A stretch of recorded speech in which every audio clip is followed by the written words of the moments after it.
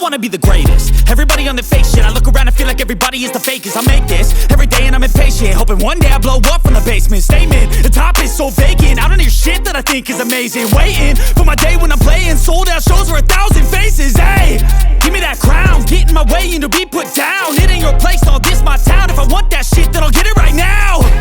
I'm losing it, the noose it fits, some loose shit, a stupid myth. You choose to live or choose to dip, you choose to fight or lose your grip and lose a gift.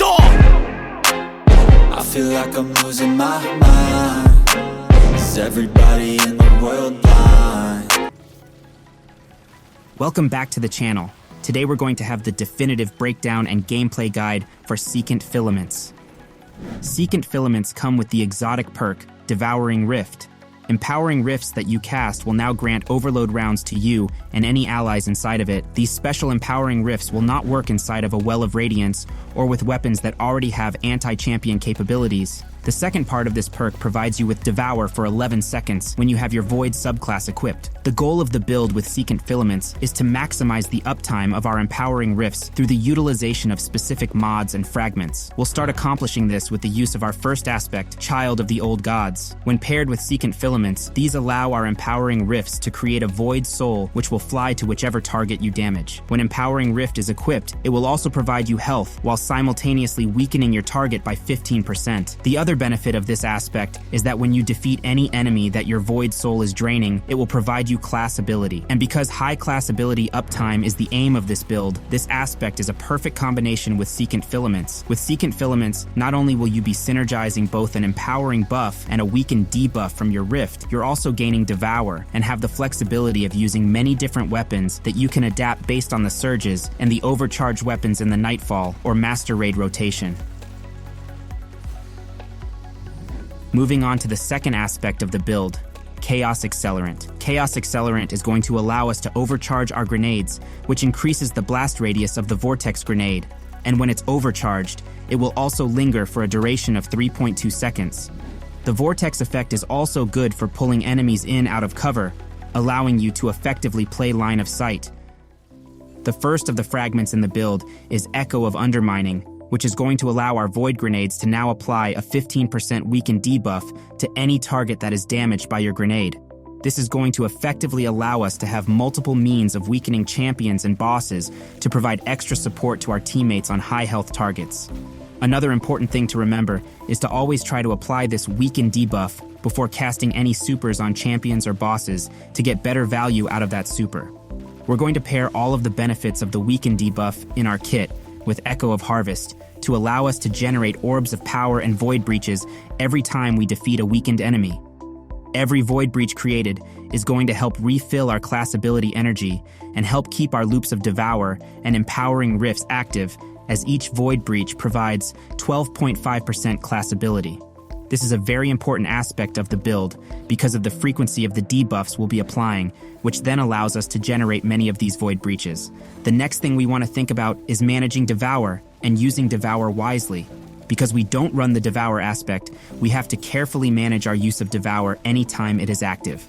You want to make sure you have optimal use of Empowering Rift because it generates 20% grenade ability through both the armor mods and an extra 7.5% when defeating enemies with Devour active. As mentioned before, cast Nova Bombs when some form of weaken is active or your Void Soul is actively draining an enemy.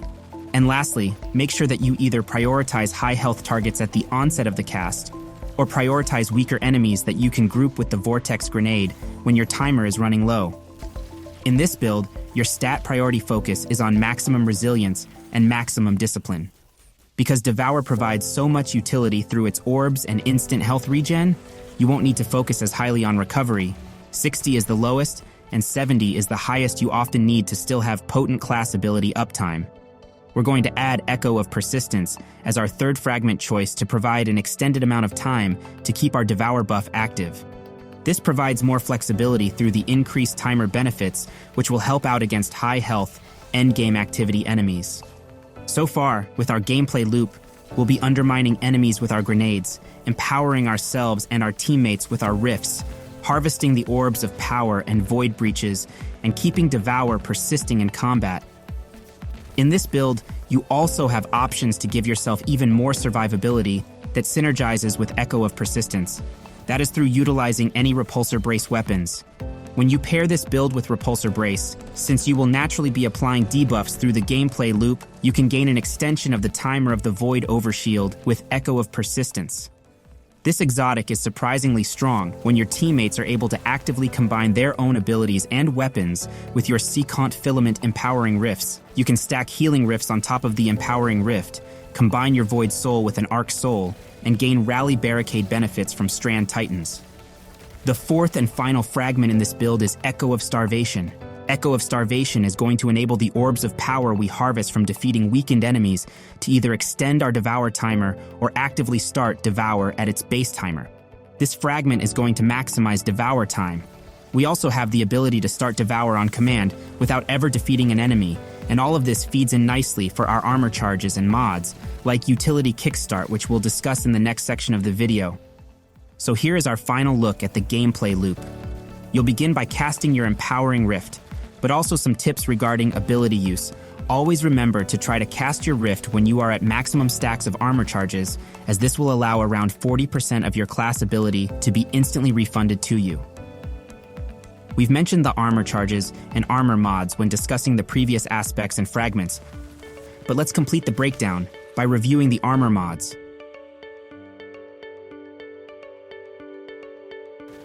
Our helmet mods are focused on ashes to assets for super energy, heavy ammo finder, and siphon mods, which aren't essential but can assist when you need another orb to keep Devour flowing. You can flex the siphon mod of your choice. Our armor mods are focused on bolstering detonation and focusing strike to provide class ability energy and firepower to generate orbs of power from grenade kills. Basically, both your grenade and your melee abilities will siphon energy towards your class ability. For chest armor mods in the build, pick your resistances based on the activity's incoming elemental threat. By doubling the same element, you can negate the active threat's incoming bonus damage, but be sure to run one copy of Charged Up. As for our leg armor mods, we have stacks on stacks, Absolution, and Innervation. Orbs will now grant 2 stacks of armor charge and also provide a chunk of grenade energy and small amount of class ability energy upon pickup. Next, our bond is going to see Bomber, Powerful Attraction, and the standout armor mod in the build, Utility Kickstart, which allows for over 40% of our class ability to be instantly refunded when cast with maximum armor charges. And with that will fully complete our guide and breakdown of Secant Filaments. If you've liked this video and would like to support us, please consider subscribing to be notified when future content is released on the channel, and remember to turn the bell on for notifications so you'll be notified when that next video is live.